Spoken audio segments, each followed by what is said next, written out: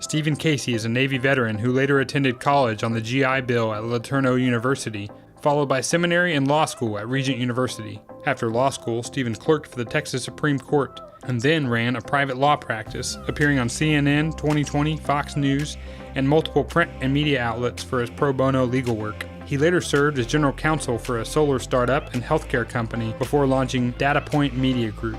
Married with 5 children, Stephen has a passion for building up the community with love and grace. One of the most fascinating things to me is how people get started in this. Everybody has a unique story, and yours actually starts in the military, right? Yeah. So you're a true maverick. I am. I always thought the military was pretty interesting. So I went immediately into the Navy right after high school. My dad wasn't present, so that being a big factor in, I think, encouraging, particularly me at that time. I needed a lot of leadership and guidance that I didn't have. Yeah. Tried to make the best out of a rough situation and went into the Navy. And I did that for 8 years, and then I felt, I would say, a little dissatisfaction. The Navy promotes you based on your technical competence. Okay. And then you get pushed and tested into being with people more as you're more in management. And I realized that I loved interacting with people a whole lot more than I liked pouring stuff in and out of a test tube. What was the transition out? What did that look like? What did you do next? Went to school. When I was in undergrad, I went to the job fair and said, I'm doing a double major, and I felt God telling me that I need to minister out in the marketplace. We had a court that's up in East Texas. So one of the justices from the 12th Court of Appeals came and visited our school and actually held court on our campus, and I was fascinated by it. And as I was on the student committee that was helping give them a campus tour, I was asking about, what he did, and he was an outspoken Christian, and I was asking him, how do you reconcile this with what you do? He said, well, my title is justice. And he said, that's what I do at the job every day, and that was really energizing to me. I was fortunate in that early on, I had been introduced by a friend of mine to a Christian business owners / CEO roundtable. Okay. It's called C12. And they provide programming to encourage business owners to view what they're doing as ministry. I mean, every client that came in, they had a problem, and I was not just there to make a dollar. I was there to influence them and impact their lives in a positive way. So I'm not interviewing you because you're a lawyer. Sure. Yeah, absolutely. Tell me about how this new idea got born. Tell me what the idea is and how it was born. Yeah. So it started. A childhood friend and his wife live pretty close to us here, and we were at a domino tournament, and she was my domino partner, and she was just talking about some difficulties she had at work. She said on the one radio station that she's a sales manager for, 70/80s format, and they have incredible ratings numbers, which means they can charge a lot for their ads and make a bunch of revenue off of that. Yeah. Because that's how radio stations make money, is ad revenue. Sure. But when they do a remote broadcast, hardly anyone shows up. The second station where she does sales, it's a millennial age station format. And when they do a remote, everybody shows up. It's packed, yet their sales revenue's through the floor. They don't know why they can't sell ads. They don't know why their ratings aren't high at all. Yeah. And I thought, well, that's kind of an interesting paradox. And I thought about it for a while. And I said, well, why don't I just mess around with this on the side? And so I played around with the idea. The domino tournament is April of 2015. Okay. Fall semester 2015. I've already got 4 engineering students that are doing this on a weekly basis. I'm Skyping with them in a conference. Nice. And finding out what they're getting on their research and exploring this. We're going through proof of concepts in the lab. We're in about spring of 16 right now, and had a friend who's an IP attorney met with him about a provisional patent on an idea. Yeah. And so he filed that. The day he filed it, I'm struggling through, is this really still something that's viable? God, I'm going on this path. I'm pressing on these doors, let me know.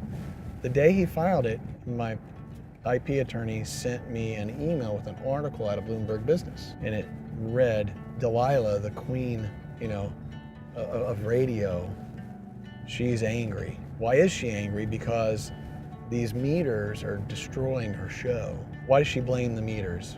because they're saying that fewer people are listening to her show, but she has other stats that suggest otherwise. Yeah. And so I said, that's a problem with your measuring system. It goes up to about August, so I'm working on that in August. And in this group C12, once a month, one of the members will spend 2 hours talking about his business. And I talked to the guy that organizes it. I said, what if for my 2 hours I just talk about this business idea as if this is the business I'm proposing? Yeah. He said, go for it. He said, go ahead and do it. So I did it, and all, I think maybe 11, 12 people there at the time that were observing it said, this is a great idea. And they said, oh, and by the way, we're in a fantastic place because at the time we're meeting in a conference room of a radio station. And so they said, have you even thought about doing this, going and talking to the radio station? And I went, no, but that's a great idea. I'm going to do it today. And when I went and presented it to their sales manager, it just so happened that his program director was in from Seattle that day. That's another miracle that laid out there. And then both of them watched it. Because I presented for an hour. He said, well, can you stay and show it to my program director? I said, yes. So I stayed another hour. And they said, well, can you fly up to Seattle and show it to our vice president? And I went up there. And so when I went to this meeting with the vice president up in Seattle, and that was March of 17, he said, so he said, you've made a better mousetrap. There's no question about that. This is a better mousetrap. Yeah. Putting your idea on an app, on a smartphone instead of a pager.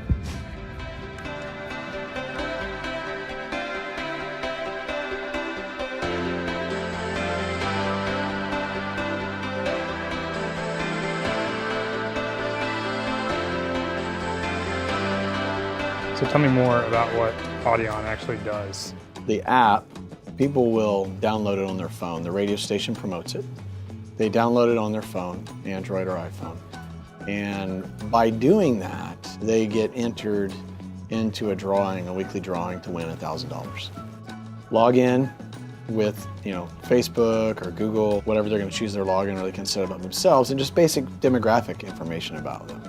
All these social media platforms take your information without compensating you for it. Then why not get paid for it? Yeah. So they log in for that. As the app's on their phone, it's in standby, and the mic is active. And if they're exposed to broadcast radio, which most people are listening to their car, in a workplace, or as they're walking past, maybe they're having lunch in a restaurant and there's radio on, that broadcast signal has an inaudible watermark. So you can't hear, it's kind of like dog whistle, you can't hear the dog whistle. Yeah. That watermark then is detected by the microphone and registers itself and gets kicked up through their phone to the cloud. It's crazy. So, and it's just kind of regular, like a heartbeat. Yeah. And then, in contrast to the current technologies that come in way after the fact, Yeah. on what people are listening to and how in the broadcast sector, you get instantaneous feedback. So the station manager, the sales manager of the radio station can log into our website portal and boom, pulls up a map and it shows their listening audience in real time. It opens it up to a lot of revenue possibilities, like if they layer their ad structure on different types of streams, then they could change the ads and sell multiple volumes. Okay. Right? Yep. So they're getting multiple types of revenue. And if you're a salesperson for a station and you're selling ads, I can go to you, a business owner, and I can say, look, I can pull up my map, I can show the audience, I can drop a circle, and then in that circle, I could scroll back in time and tell you when the most people were around your business. Oh, wow. In the last 10 years, what's happened in the marketplace? You just had Toys R Us going under. Why? Because Amazon killed them, right? Blockbuster, see you later. Yeah. Netflix and Redbox. Sam Goody records and tapes, they don't exist anymore. Yeah. You can have an analog product, but if your product loop feedback is still analog, then digital is going to kill you. It's evident we're in a very different time for advertisers. The typical glass on a billboard, is not the way that we have to think about advertising necessarily anymore. Radio advertising has been around since radio started, but in the early days, it was paper diaries. Here, a radio station, write it down. Now, there are about 270 markets in the United States, and about 220 plus paper diaries are still used. Paper diaries. In another 15 years, that will be 100 years old. And for example, in LA right now, under the current ratings models, one Hispanic 35-year-old male could represent like 50,000 listeners. Is listening that monolithic among that person's particular demographics, his or her income level, his or her age, his or her ethnicity? I don't think it's that monolithic. Right. And what this does is it shatters the paradigm. It disrupts our expectations of what it's going to look like, and we're going to put it out there in the stream and let it flow and follow where it takes us. Takes the app, gives you a minute-by-minute updated GPS location of this, so you can see a visual map, and you can go to an advertiser and say, what do you have? You know, businesses in this area that need to know who they can advertise to. Sure.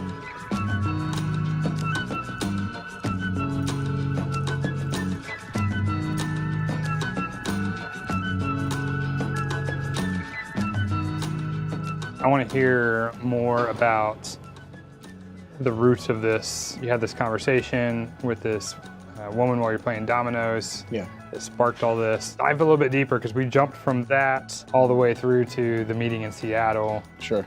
Tell me a little bit more of the details of this. A lot of other things going on. Yeah. And there's a little, I guess, divine humor in this, is my law firm clients started drying up. I mean, I actually had never spent money on marketing before. Yeah. So I'm dumping money into marketing now, and it's still going downhill.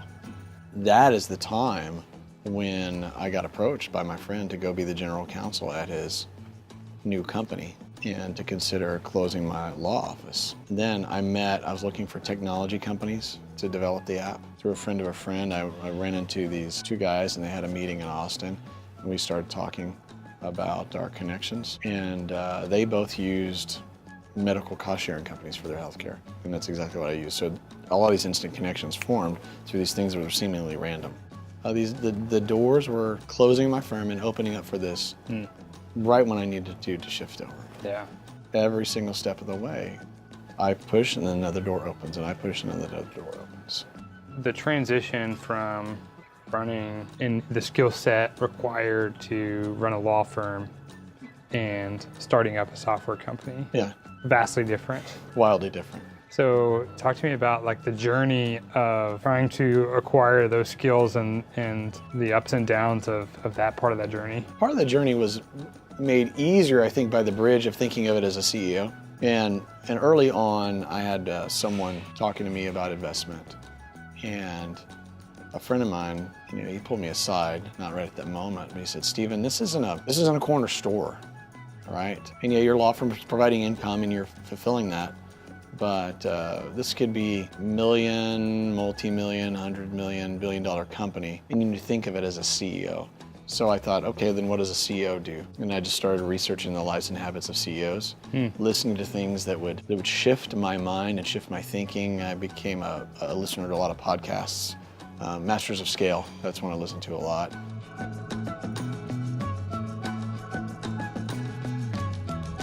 You've taken on investors. Yes. That's obviously was a new thing. It was.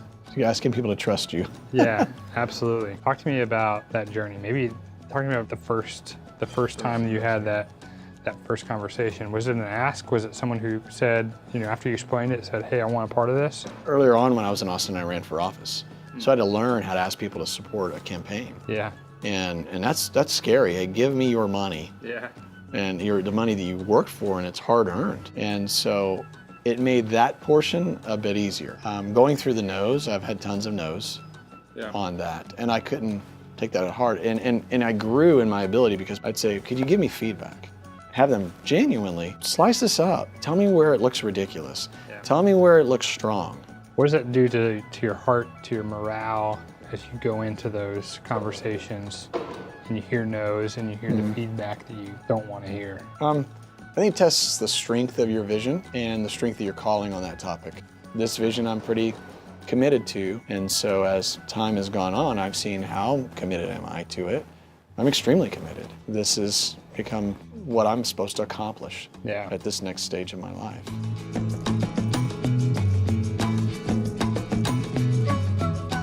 There's a conglomerate of stations. Quite often someone will have 3 or 4 radio stations. There's a 6 radio station conglomerate in the central United States. And their president said, look, I used to pay receipts of $1 million, they'd pay $100,000, so 10 cents on the dollar for their data. Now, They're still making the same amount and they're paying 30 cents on the dollar. Oh, wow. And so what they did was they jettisoned ratings. They went to nothing. Okay. So some people are going back to the Stone Age and just doing paper, but he's like, I'm going back to the Dark Ages. If they're going back to the Dark Ages, then that means that we have a great vacuum. Nature hates a vacuum. Yeah. We have a great vacuum to be sucked into there, to be something that's reliable for them, something that gives them instantaneous feedback, saves them costs, and it's forward-looking. And that's what you want in a new technology. Yeah. And it's disruptive. It changes the model.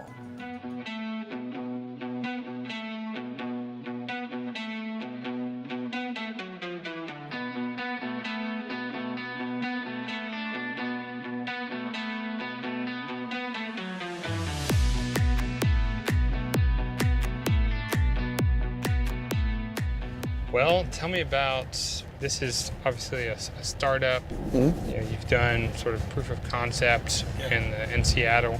Yeah. Tell me about what you're dreaming about down the road. What does this look like in 5 years? In 5 years, I think it looks like me having a CEO that's running the company for me. And then at least the revenue that's coming to my wife and I, supporting us, but us giving away a majority of it. My wife has a lot of areas of engagement and philanthropic engagement. That would be a thrill for her to do. Yeah.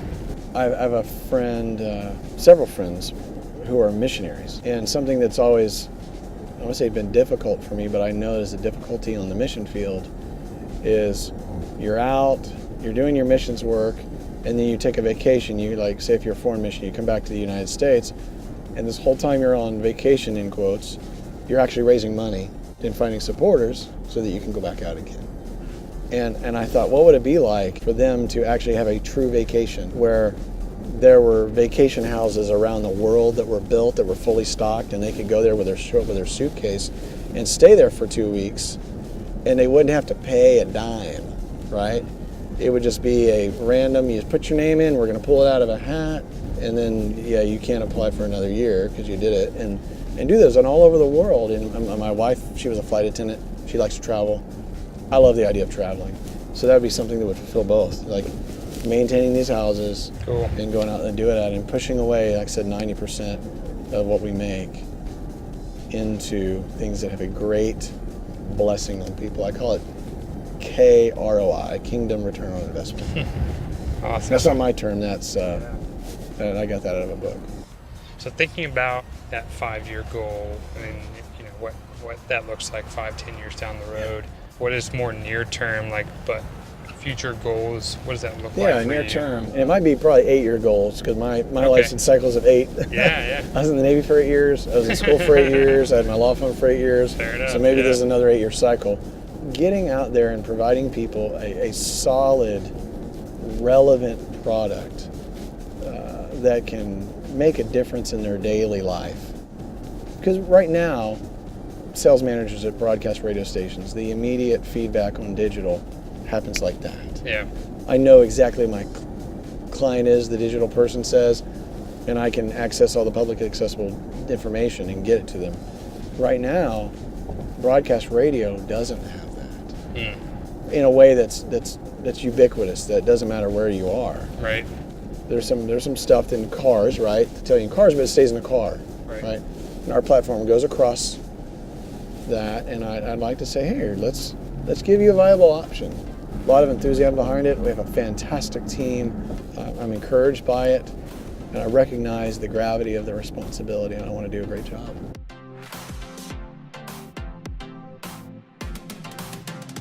I see a lot of what I call common grace in just business in general. I think the fact that, like right now, we're in this beautiful car, it serves a purpose to get people cars that move them from A to B. And I look at what I do as helping in communication. Everything we do in our vocation, and all the vocations that are out there, are valuable. There's probably a couple that I'd say that aren't valuable, but they're illegal. So, but all the vocations out there are valuable, and those are truly ministering to people. I think people should see how they are blessing others by just simply doing their job. and take that as a way of redeeming the world, making the world better. Making a profit isn't evil. I do think that there's moral ways and immoral ways to do business. Just appreciating that. Appreciating the fact that you can go and you can do something in the world and it can improve the life of someone else, and let that be a blessing.